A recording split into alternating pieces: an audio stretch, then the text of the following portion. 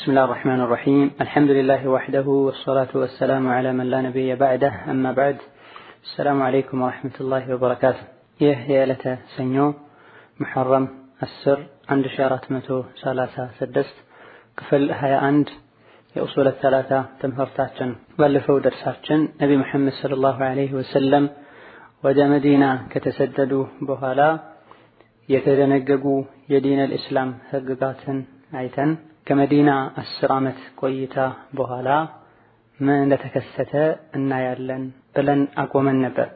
ነብዩ ሰለላሁ ዐለይሂ ወሰለም ነብይ ከሆኑ በኋላ ይህች ምድር ላይ 23 ዓመት ቆይተዋል። በ23ቱ ዓመት የሰው ልጆች ተሰብስበው በመቶ ዓመት ሊሰሩት የማይችሉ ትልቁም ነገርን ሰርተው ሄደዋል ዐለይሂ ሰላቱ ወሰላም። መካ 13 ዓመት ወደ ተውሂድ የተጣሩ ከቆዩ በኋላ ወደ መዲና ተሰደው ሌሎች ህግጋቶችን አላህ Subhanahu Wa Ta'ala ደንግጎ እነዚህን እየተገበሩ ለሰዎች እያስተማሩ በተግባርም ሰርተው እያሳዩ ከቆዩ በኋላ አላህ Subhanahu Wa Ta'ala ዲኑን ሙሉ ካደረገው በኋላ የማይሞት የለምና መሐመድ አለይሂ ሰላቱ ወሰላም ሞተው أخذ على هذا 10 سنين ዲንን እያስተማሩ ነብዩ ሰለላሁ ዐለይሂ ወሰለም መዲና ላይ ቆዩ። وبعدها مدينة 10 ዓመት ከቆዩ በኋላ توفي صلوات الله وسلامه عليه يا الله صلاتنا سلام በሳቸው ላይ ይሁንና ሞቱ። إذن نبي محمد صلى الله عليه وسلم ሞተዋል የማይሞት የለምና لكن نبي صلى الله عليه وسلم የተላኩበትን ዓላማ ከግብ ሳያደርሱ አልሞቱም።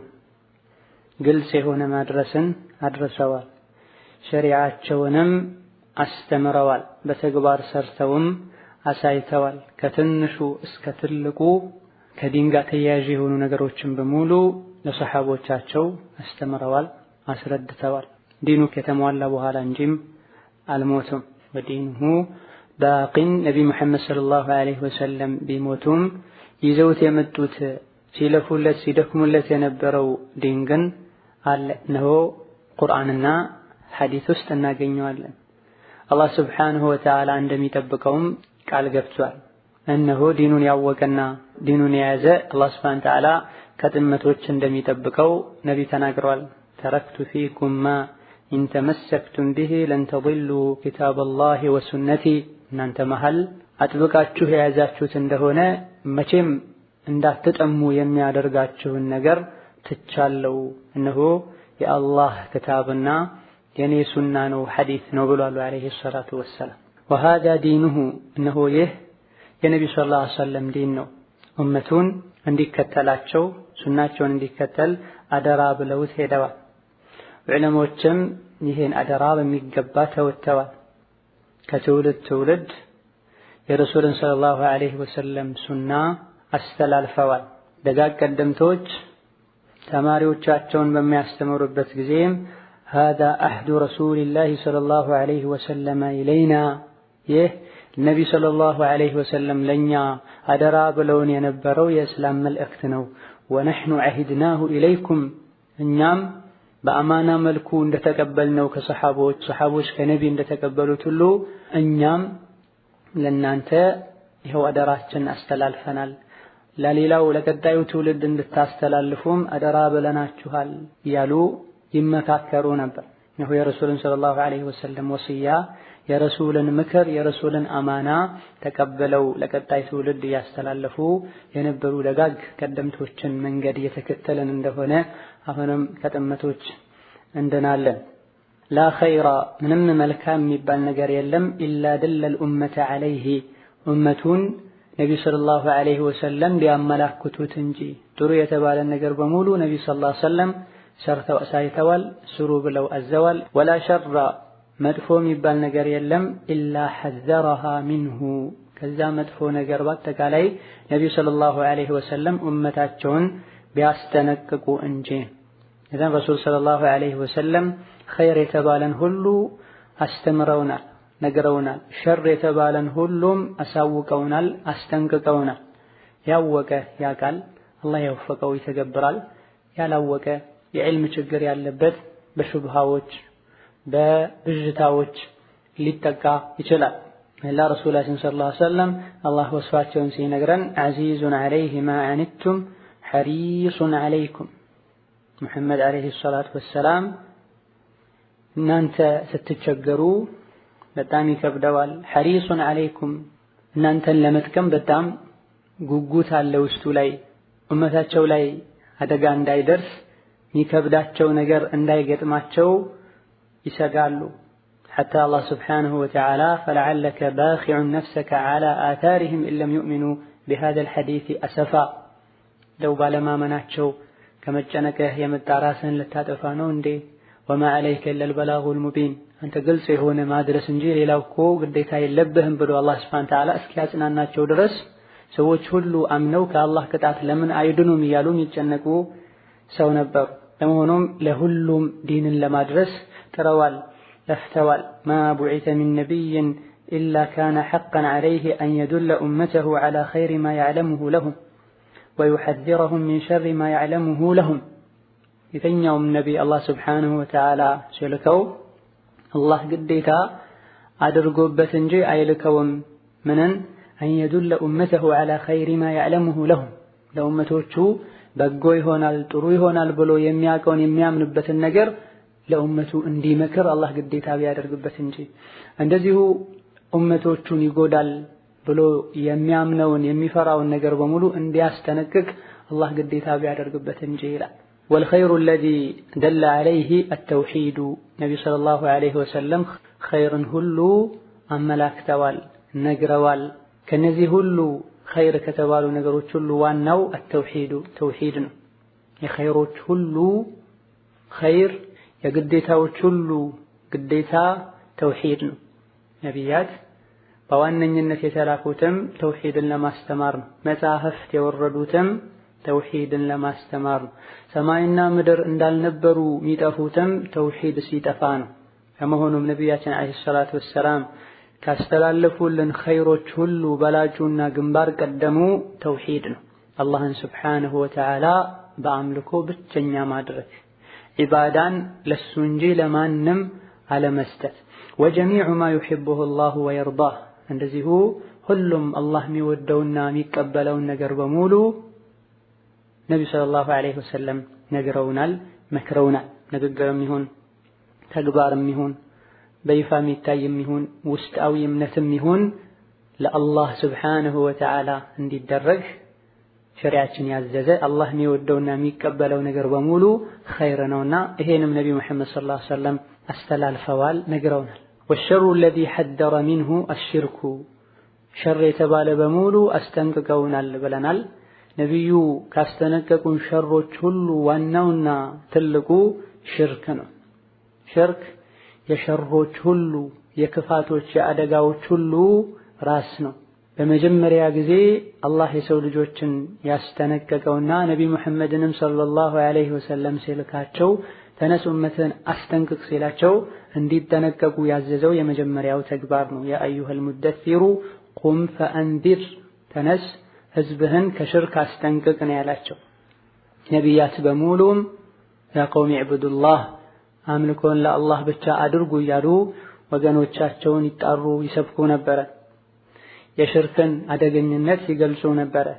የሸሮች ሁሉ ሸር ሽርክ ስለሆነ፣ የመልካም ስራ ጸር ሽርክ ስለሆነ፣ ወጀሚዑ ማ የክረሁሁ አላሁ ወየእባህ አላህ ስብሓንሁ ወተዓላ የሚጠላውና አልፈልገውም አልቀበለውም የሚላቸው ነገሮች በሙሉ ሸር ናቸውና ከዚህ ሁሉ ሸር ነቢ ሰለላሁ ዐለይሂ ወሰለም አስጠንቅቀውናል። ኸይር የተባለም በሙሉ ነቢዩ ነግረውናል። ሸር የተባለም በሙሉ ነግረውናል። ኸይሩን ማወቅና መተግበር ግዴታችን ነው። ሸሩን ማወቅና መራቅ መጠንቀቅ ግዴታችን ነው። ነቢ ሰለላሁ ዐለይሂ ወሰለም ከሞቱ በኋላ ቁርአንና ሐዲስ ውስጥ ያሌለ ደጋግ ቀደምቶች ሰሓቦች፣ ታቢዒዎች የማያውቁት ማንኛውም ተግባር ኸይር ሊባል አይችልም። እስላም ላይ ሰዎች ቢለጥፉትም ምክንያቱም ኸይር የተባለን ሁሉ ነቢዩ አስተምረውናል። ሰሓቦች፣ ታቢዒዎች ከነሱ ቀጥለው ያሉትም የነቢዩን ሰለላሁ ዐለይሂ ወሰለም ፈለግ ተከትለው ተጉዘዋል። ከጊዜ በኋላ ያሉ ሰዎች የደጋግ ቀደምቶችን ፈለግ ቸላ በማለታቸው የቁርአንና ሐዲስ ዕውቀታቸው አነስተኛ በመሆኑ ምክንያት እንደዚሁ ጅህልና በመስፋፋቱና ጠማማ መሪዎች ህዝቡን በመምራታቸው ምክንያት አዳዲስ ነገሮች እስላም ላይ ሊለጠፉ ጀምሯል። እነዚህን ሁሉ ሸሪዓ አያውቃቸውም። ኸይርን ሁሉ ነብዩ ነግረውናል። ምንም ተጨማሪ አንፈልግም። ካሁን ቀደም የነበሩት ደጋግ ቀደምቶች በተጓዙበት መልኩ በተጓዙበት ጎዳና ካልተጓዘን በስተቀር ፊትናዎች ከእስላም ከዲን ያወጣሉ። ስለዚህ ማንኛውንም ነገር አዳዲስ መጤ ነገሮች በተለይ አላህ ስብሓንሁ ወተዓላ ቁርአን ላይ ለምን አልጠቀሰውም? ረሱል ሐዲስ ላይ ለምን አልጠቀሱትም? ደጋግ ቀደምቶች ሰሓቦች፣ ታቢዕዮች፣ የእነሱ ተከታዮች ለምን አላደረጉትም? ኸይር ቢሆን ከኛ ቀድመው እነሱ ይሰሩት ነበር ልንልና ፊትናን አዳዲስ ፈጠራዎችን ልንርቅ ልንጠነቀቅ ይገባናል። በዐተሁ ላሁ ኢለ ናሲ ካፋ ነቢ ሙሐመድን አላህ ወደ መላው የሰው ልጅ ነው የላካቸው። ይሄ አንድ መለያቸው ነው። ከዛ በፊት የነበሩ ነቢያት በጊዜው በዘመኑ በሀገሩ ወዳሉ ህዝቦች ነበር የሚላኩት። ነቢ ሙሐመድን ሰለላሁ ዐለይሂ ወሰለም ወደ ሰው ልጅ በሙሉ ነው የተላኩት። ለዐረቡም ከዐረብ ውጭ ላለውም መጀመሪያ በዘመናቸው ለነበሩትም ከጊዜ በኋላ ለሚመጡትም እስከ ቂያማ ቀን ድረስ ላሉ ህዝቦች የተላኩ ነብይ ናቸው። ወማ አርሰልናከ ኢላ ረሕመተን ሊልዓለሚን ተባረከ አለዚ ነዘለ ዐላ ዐብዲሂ አልፉርቃነ ሊየኩነ ሊልዓለሚን ነዚራ። ቁርአን ለዓለማት ህዝቦች ማስጠንቀቂያ ይሆን ዘንድ ነው የወረደው። ከነቢ ሰለላሁ ዐለይሂ ወሰለም በፊት የነበሩ የዒሳ ወይም የኢየሱስ ክርስቶስን መንገድ ይከተሉ የነበሩ ሰዎች እንኳ ነቢ ሙሐመድ ሰለላሁ ዐለይሂ ወሰለም ከመጡ በኋላ ሌላ አማራጭ የላቸውም። በል ዒሳም ሙሳም በህይወት እንኳ ቢኖሩ ነቢ ሙሐመድን ከመከተል ውጭ ሌላ አማራጭ የላቸውም። ወኸይሩል ሀዲይ ሀዲዩ ሙሐመድ ከፈለጎች ሁሉ ከጎዳናዎች ሁሉ በላጩ ጎዳና የነቢ ሙሐመድ ሰለላሁ ዐለይሂ ወሰለም ጎዳና።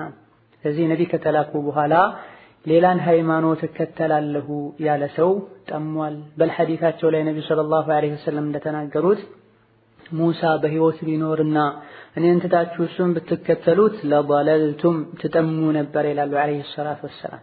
እንዴት ተብሎ ደግሞ ሙሳ ከሞቱ በኋላ ኢየሱስ ካረጉ በኋላ ሰዎች እንደፈለጉ የተጫወቱበትን ሃይማኖት መጽሐፍቱን እንደፈለጉ የሰረዙትን የደለዙትን ሃይማኖት መከተል ይቻላል ብሎ ሰዎች ያምናሉ። ይሄ ትልቅ ስህተት ነው። ነብዩ ሰለላሁ ዐለይሂ ወሰለም የተላኩት ለሰው ልጆች በሙሉ ነው። ኢሳ በነበረበት ጊዜ ሃይማኖቱ ተቀባይነት ነበረው። የተደበቀ የተከበረ ሃይማኖት ነበረ። ወደ ሰማይ ከወጣ በኋላ በሃይማኖቱ ሰዎች ተጫውተውበታል። መጽሐፍቱን በተለያዩ መልኩ አዛብተውታል። የተኛው ምድር ላይ ያለ ግለሰብ የነቢዩን ሰለላሁ ዐለይሂ ወሰለም ሃይማኖት ሊያቅ ሊረዳና ሊከተል ይገባዋል፣ ግዴታ ይሆንበታል። ወፍተረደ አላሁ አላህ ግዴታ አድርጓል ጣዓተሁ ነቢ ሙሐመድን መታዘዝ ዐላ ጀሚዕ ተቀለይኒ አልጅኒ ወልኢንስ ነቢ ሙሐመድን መታዘዝ ሰውና ጂን ላይም አላህ ግዴታ አድርጓል። ነቢ ሙሐመድን ሰለላሁ ዐለይሂ ወሰለም መታዘዝ የሰው ልጆች ላይ ብቻ ሳይሆን ግዴታነቱ ጂኖችም ጭምር። ለዚህ ነው ቁርአን ላይ ቁል ኡሕየ ኢለየ አነሁ እስተመዐ ነፈሩን ሚነል ጂን ፈቃሉ ኢና ሰሚዕና ቁርአነን ዐጀባ የህዲ ኢለ ሩሽድ ፈአመና ቢሂ። አላህ ስብሓነሁ ወተዓላ ድንቅ የሆነን መጽሐፍ ማውረዱን ሰማን፣ ሲነበብ በሰማነው ባደመጥነው ጊዜም አመንበት ተከተልነው፣ ከአላህ በቀር ማንም መመለክ እንደማይገባውም አመነን ብለዋሉ። ወከዛሊክ ሱረቱል አሕቃፍ ላይ وإذ صرفنا إليك نفرا من الجن يستمعون القرآن فلما حضروه قالوا أنصتوا فلما قضي ولوا إلى قومهم منذرين النبي صلى الله عليه وسلم قرآن سيكروا سنتو لك قرآن سيالكم ودا وجنوቻቸው ጂኖች ተመልሰው እጅግ በጣም የሚገርም ከሙሳ በኋላ የመጣ ከአላህ በኩል የወረደ ቁርአንን አድምጠናል አምነናልም፣ ወገኖቻችን ሆይ እመኑ አላህ ይመራችኋል ኢላ አኺሪህ ብለዋል። ከሰው ልጆች ውስጥ ሙስሊምና ከሃዲ እንዳለው ሁሉ ከጂኖችም ሙስሊምና ከሃዲ አለ። ጂኖች ራሱን የቻለ ኸልቅ ናቸው፣ ራሳቸውን የቻሉ ኸልቆች ናቸው፣ ገይብ ናቸው። በጂኒ ማመን ዋጅብ ነው፣ ግዴታ ነው። ከሙእሚኖች መለያ አንዱ ዩእሚኑነ ቢልገይብ አላህ በነገራቸው ሁሉ ያምናሉ ባያዩትም ተብሏልና። እዘን ነቢ ሙሐመድን ሰለላሁ ዐለይሂ ወሰለም መታዘዝ በመላው ሙስሊም ላይና እንደዚሁ በጂኖች ላይ ግዴታ ለመሆኑ ሙስሊሞች በሙሉ ይስማማሉ በኢጅማዕ ሙስሊሚን የሙስሊም መሪዎች ዑለሞች ይስማማሉ። ነቢ ሙሐመድን ሰለላሁ ዐለይሂ ወሰለም መታዘዝ አላህ እሱን ከመታዘዝ ጋር አያይዞታል። ወአጢዑ ላህ ወአጢዑ ረሱል አላህን ታዘዙ መልእክተኛውን ታዘዙ ብሏል። ወኢን ቱጢዑሁ ተህተዱ ነቢ ሙሐመድን ከታዘዛችሁና ከሰማችሁ ቀናውን መንገድ ትጨብጣላችሁ ብሏል። ሙሐመድን ሰለላሁ ዐለይሂ ወሰለም ማመጽ እምቢ ማለት ህጋቸውን መጣስ አላህን ከማመጽ አያይዞታል። ወመን ያዕሲ ላህ ወረሱለሁ ወየተዐደ ሑዱደሁ ዩድኺልሁ ናራ አላህን ሱብሓነሁ ወተዓላ ያመፀ ረሱሉን ሙሐመድን ያመፀ ድንበርን የጣሰ አላህ እሳት ያስገባዋል ብሏል። ወደሊሉ ቀውሉሁ ተዓላ ነቢ ሙሐመድን አላህ ለመላው የሰው ልጅ እንደላካቸው ማስረጃው የላቀው የጌታችን ቃል ነው። ቁል ያ አዩሃ ናስ ነቢ ሙሐመድ ሆይ በል ያ አዩሃ ናስ እናንተ የሰው ልጆች ሆይ ኢኒ ረሱሉላሂ ኢለይኩም እኔ ወደ እናንተ የተላኩኝ የአላህ መልእክተኛ ነኝ። ጀሚዐን ወደ ሰው ልጆች በአጠቃላይ የተላኩኝ መልእክተኛ ነኝ በላቸው ብሎ አላህ ሱብሓነሁ ወተዓላ አዟቸዋል። ወማ አርሰልናከ ኢላ ካፈተን ሊናሲ በሺረን ወነዚራ ሱረቱ ሰበእ 28ኛው አያ ላይ ደግሞ ወማ አርሰልናከ አንተ ነቢ ሙሐመድ ሆይ አንተን አላክንህም ኢላ ካፈተን ሊናስ ለመላው ሰው ልጅ እንጂ በሺረን ወነዚራ አብሳሪና አስጠንቃቂ ስትሆን ለመላው የሰው ልጅ እንጂ ለተወሰነ የሰው ዘር ወይም ደግሞ በተወሰነ ወቅት ላይ ሀገር ላይ ላለ የሰው ልጅ ብቻ አይደለም የላክነህ ማለት ነው። እንዲሁ ነቢ ሰለላሁ ዐለይሂ ወሰለም በሐዲታቸው ኢነ ሩሱለ ቀብሊ ዩብዐሱነ ኢላ ቀውሚሂም ኻሰህ ወቡዒስቱ ኢለ ናሲ ካፈህ ከኔ በፊት የነበሩ ነቢያት ይላኩ የነበረው በሀገራቸው በጊዜያቸው ወዳሉ ሰዎች ብቻ ነበረ፣ እኔ ግን ወደ መላው የሰው ልጅ ተልኬያለሁ በማለት ነቢ ሰለላሁ ዐለይሂ ወሰለም ተናግረዋል። ይህ ግልጽና ግልጽ ጉዳይ ነው። ከሳቸው በኋላ ሌላ ነቢይ አልተላከም። እነሆ ከሳቸው በፊት በየጊዜው ነቢያት ይላኩ ነበር። እሳቸው ከሞቱ በኋላ ምንም አይነት ነቢይ አልመጣም። እነሆ የእሳቸው ሪሳላ የእሳቸው መልእክት እሳቸው ላይ የወረደው ቁርአን የሰው ልጆች እንደሚደርስ የሰው ልጆች እንደሚበቃ አላህ ሱብሓነሁ ወተዓላ በማወቁ ነው።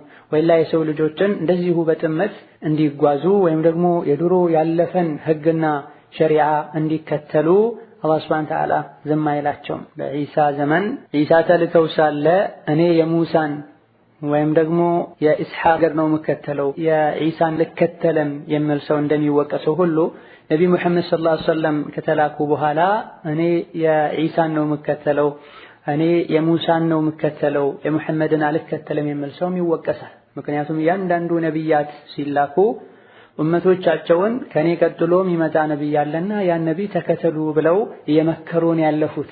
ዒሳም ዓለይሂ ሰላም ከሱ በኋላ ሙሐመድ አሕመድ የሚባል መልእክተኛ እንደሚመጣ ተናግሯል። እነሆ የማይዋሸው አላህ ሱብሓነሁ ወተዓላ በተከበረው ቁርአኑ ውስጥ የነቢ ሙሐመድ ሰለላሁ ዐለይሂ ወሰለም ስማቸው ባህሪያቸው ወንጌልና ኦሪት ውስጥ እንዳለ አላህ ነግሮናል። አለዚ የጂዱነሁ መክቱበን ዒንደሁም ፊተውራት ወልኢንጂል ነቢ ሙሐመድን ሰለላሁ ዐለይሂ ወሰለም ታሪካቸውን ማንነታቸውን ስማቸውን መገለጫዎቻቸውን ተውራትና ኢንጂል ውስጥ አላህ አስፍሮታል። እስላምን የሚጠሉ ሐቅን የማይፈልጉ በየጊዜው መጽሐፎቻቸውን ሲያሳትሙ ሊደብቁት ይችላሉ። ላኪን አላህ ነግሮናል። ከአላህ የበለጠ ማንም ምናምነው የለም። አላህ መጽሐፍ ቅዱስ ውስጥ የነቢ ሙሐመድ ስምና ባህሪያት አሉ ብሎ ነግሮናል። ሰዎች የለም ይሉናል። ሰዎች እንደሚዋሹ ሁሉም ያውቃል አላህ የጠበቀው ሰው ካልሆነ በስተቀር። አላህ ግን አይዋሽም ሱብሓነሁ ወተዓላ። ወመን አስደቁ ሚነላሂ ቂለን ወመን አስደቁ ሚነላሂ ሐዲሳ። እነሆ ተደርሶበታልም የነቢ ሙሐመድን ስም የያዙ ባህሪያት የያዙ መጽሐፍት እንዳሉ በምስጢር እንደተደበቁ እንደተቀመጡ ተደርሶበታል። በመሆኑም ሐቅን የሚፈልግ ሰው ስለ እስልምና ሊያቅ ሊያጠና ሊሰልም ይገባዋል። የውመ ላ የንፈዑ ማሉን ወላ በኑን ንብረትም ይሁን ገንዘብ እንደዚሁ የነፍስ አባትም ይሁን ከዙሪያ ያሉ ሰዎች የማይጠቅሙበት ዕለት ከመምጣቱ በፊት ሞት መጥቶ ነፍስ ጉሮሮ ላይ ስትደርስ ሐቁ ተገልጦ ወይኔ ሙስሊም በሆንኩኝ የሚባልበት ቀን ከመምጣቱ በፊት ወአክመለ ላሁ ቢሂ አዲነ በነቢ ሙሐመድ ሰለላሁ ዐለይሂ ወሰለም መላክም አላህ ዲኑን ሙሉ አድርጎታል። ነቢ ሰለላሁ ዐለይሂ ወሰለም ዲኑ ሙሉ ሳይሆን አልሞቱም። ህዝቡ ጋር ሳይደርስም አልሞቱም። ተረክቱኩም ዐለል መሐጀቲል በይዳ ለይሉሃ ከነሃሪሃ ላ የዚጉ ዐንሃ በዕዲ ኢላ ሃሊክ ግልጽ በሆነ ብርሃናማ በሆነ መንገድ ትቻችሁ ነው የምሄደው።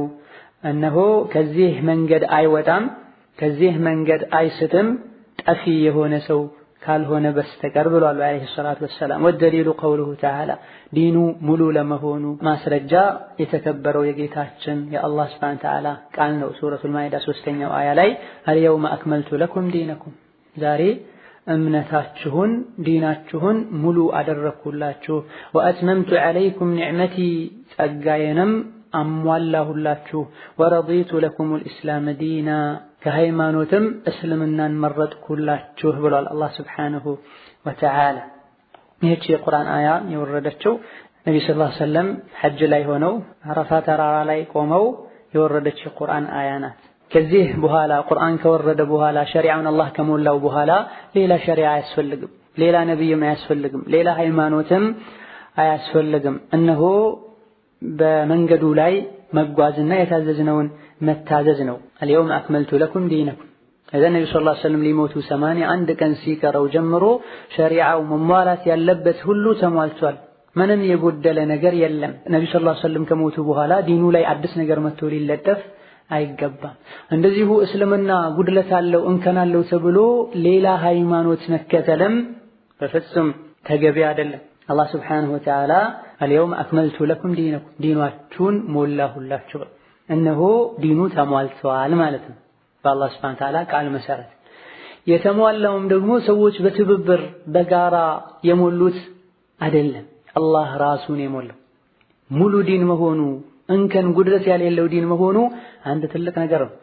ዲኑን ሙሉ ያደረገውና ያሟላው አላህ መሆኑ ሌላ ተጨማሪ ትልቅ ነገር ነው። ሰዎች የሃይማኖታቸውን ገመና ለመሸፈን ባጥል የሆነ ውሸት የሆነ ሃይማኖትም ይረባረባሉ፣ ይፈላሰፋሉ፣ ብዙ ነገር ያደርጋሉ። ላኪን እንከን ሞልቷል፣ ብዙ እንከኖች አሉ፣ ብዙ አይቦች አሉ፣ በሺዎች የሚቆጠሩ መልስ የጠፈላቸው ጥያቄዎች አሉ ክርስትና ላይ ሌሎችም ላይ። ላኪን እስልምና ላይ አክመልቱ ለኩም ዲነኩም ዲኑን ሙሉ አድርጌያለሁ። ሰዎች የራሳቸው አስተሳሰብ ብልሹ ሆኖ እስልምና ላይ እንከን ሊፈጥሩ ይችላሉ። እኛም ደግሞ የጠየቁት ሙስሊም በቂ እውቀት ያሌለው ሆኖ ለጥያቄያቸው በቂ ምላሽ ላይ ያገኙ ይችላሉ። ላኪን ወደ ቁርአኑ፣ ወደ ሐዲሱ፣ ወደ ዲኑ መሪዎች፣ ወደ ትክክለኛ የሙስሊም ዓሊሞች ከተመጣ ለሁሉም ነገር መልስ አለለት። አክመልቱ ለኩም ዲነኩም ዲኑን ሙሉ አድርጌላችኋለሁ ብሎ ወአትመምቱ ዐለይኩም ኒዕመቲ ጸጋዬንም ሙሉ አደረግኩላችሁ ብሏል።